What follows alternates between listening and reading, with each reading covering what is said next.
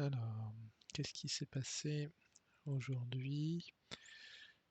Comment anticiper hier là? Si on regarde sur le 30 minutes, là, on avait quoi quand même indiqué ce matin.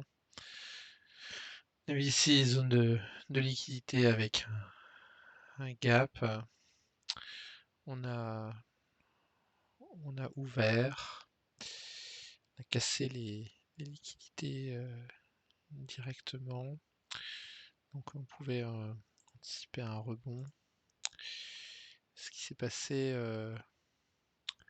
en 5 minutes, on a eu cette figure de retournement là, avec un plus bas, un rebond qui, si on met sur le 30 là, qui est venu faire une sorte de faux pullback, comme si on allait repartir à la baisse.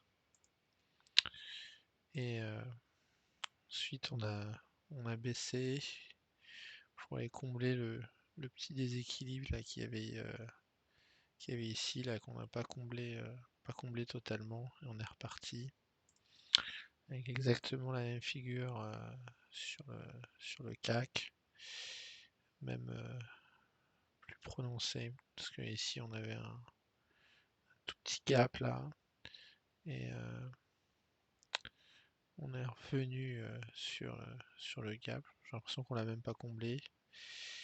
Et donc ici, petite distribution, une petite accumulation, on part, tac. Et là on a fait une première impulsion en 5 minutes, hein. Et depuis on consolide, ce qui appelle normalement au minimum à une deuxième vague d'impulsion. Donc si on reporte, ça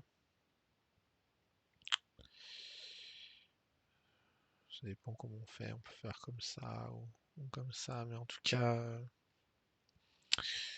l'idée c'est de retourner au minimum, casser cette liquidité à 7270 sur le CAC. Et on voit que sur le DAX là on a bien plus remonté. Hop, hop, hop. Alors, qu'est-ce qui se passe en 15 minutes? Ah, en 15 minutes là on a eu l'impulsion, et c'est possible que ça soit la sorte de sinon de consolidation dans la hausse et qu'on reparte. Mais en tout cas, pour moi, ce premier mouvement appelle à une poursuite, une continuité du mouvement. L'idée étant de revenir à minima sur les 16 140, voire les 16 180 là, qui correspond à la zone 50-61, et de voir ce qui se passe à ce moment-là. Plusieurs scénarios possibles. On peut considérer que ça c'était la figure de retournement avec une impulsion, on casse à la baisse de très peu, on fait un plus haut, et donc on ferait tac, tac et tac, et donc on irait casser ce plus bas, voir ce plus bas, on ne sait pas lequel. C'est le premier scénario.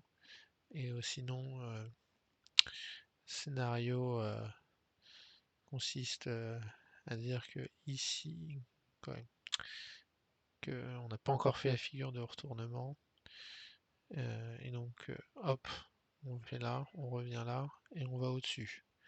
C'était le scénario que j'envisageais. Je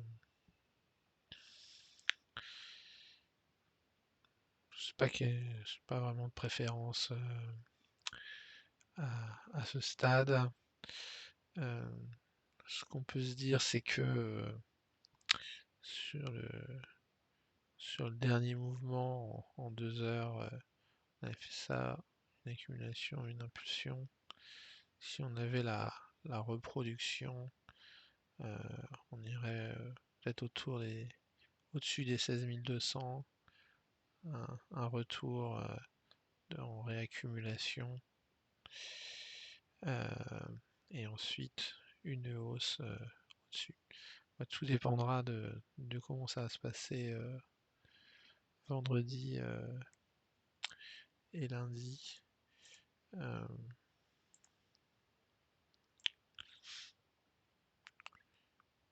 voilà, en semaine, on n'a pas vraiment cassé quelque chose, quoi. Il faudrait qu'on casse en clôture. Par exemple, comme là, on avait cassé en clôture et après on était remonté, on était redescendu. La question c'est de savoir si on a fait ça pour l'instant. Ah, si on a fait ça correspond à ça. Et donc là, on aurait fait ça et on referait un plus haut. Ou si ça correspondrait déjà à ce sommet, on irait plus bas. Euh, si on doit avoir une baisse très forte, la distribution elle peut durer plus longtemps que ce à quoi on s'attend. C'est pour ça que, à mon avis, il ne faut pas écarter à ce stade de faire des nouveaux plus hauts sur le DAX, surtout que sur les indices américains, euh, en fait, ils ont continué à monter entre ce plus haut et ce plus haut, donc ça donne plutôt l'impression que la distribution, elle commence que depuis vendredi et qu'avant c'était la hausse. Voilà. Euh, En tout état de cause, à court terme, ce n'est pas baissier et on pourrait très bien encore, alors, la dernière jambe, on avait eu, hop, 5%. Là, sur les plus bas, on a dû quoi reprendre 1%, donc on pourrait possiblement reprendre 5%. Ça nous amènerait encore, toujours sur cette histoire des 16 500, 16 600, pour avoir une liquidation, une liquidation plus importante des positions baissières. Il me semble qu'à ce stade, il y a beaucoup de gens qui sont en position baissière sur les indices et que ça joue pas pour avoir une baisse marquée. Si on regarde LVMH, c'est un peu les mêmes questions qui se posent.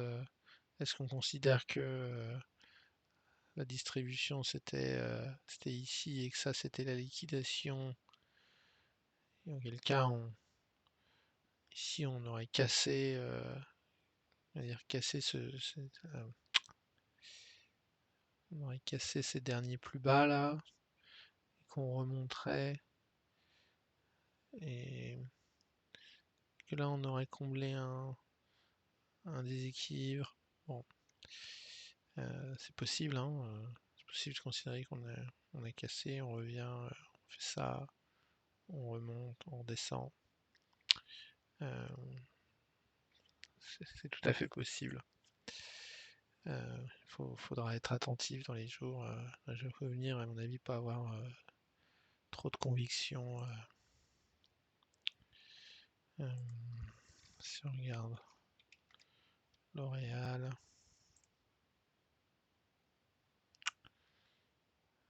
voilà, bah, L'Oréal, ça fait pas pareil, quoi. L'Oréal, on a monté, monté, monté. Là, on a fait un plus haut. Là, on n'a pas vraiment cassé de plus bas. Quand on voit une config comme ça, on se dit que on est plutôt là, quoi, qu'il reste tout ça à faire. On ferait tac, tac, tac, tac, tac, tac, pof. Euh, L'Oréal, il a l'air moins mûr. Qu'est-ce qu'il y a sur Kering? Ah, Kering, c'est pas pareil parce que Kering, au mois d'août, tac, tac, tac, tac, tac. Là, on fait des plus hauts, on casse. Donc là, on liquide tous ces plus hauts. Euh, c'est un peu pareil, il y a deux scénarios, quoi. Euh, En unité semaine, ouais, quand même, on peut se dire que ça va, que là on rebondit, qu'on fait le pullback et qu'on repart comme ça avant de repartir vers la baisse. Bon, voilà, en tout cas, je n'en sais trop rien à ce stade. C'est haussier en 2 heures, c'est haussier en 30 minutes, voilà, c'est haussier en 5 minutes. Donc, on voit ce qui se passe vendredi et espérons que ça sera plus clair pour la semaine prochaine.